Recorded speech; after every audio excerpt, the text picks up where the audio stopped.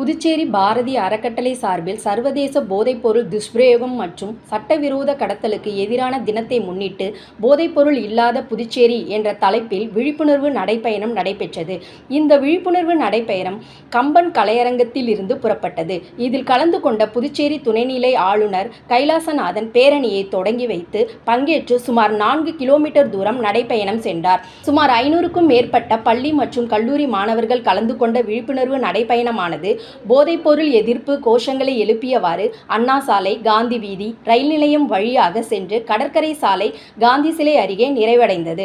பின்னர் மாணவர்கள் மத்தியில் பேசிய துணைநிலை ஆளுநர் கைலாசநாதன், புதுச்சேரியில் போதைப்பொருள் சம்பந்தமாக ரகசிய சர்வே நடத்தப்பட்டது என்றும் அந்த சர்வேயில் அரசு பள்ளியில் படிக்கும் 23% மாணவர்கள் போதைப்பொருள் பயன்படுத்தி இருக்கிறார்கள் என்ற அதிர்ச்சி தகவலை தெரிவித்த துணைநிலை ஆளுநர் போதைப்பொருள் விற்பனை செய்பவர்களை காவல்துறை இரும்பு கரம் கொண்டு ஒடுக்க வேண்டும் என்று கேட்டுக்கொண்டார்.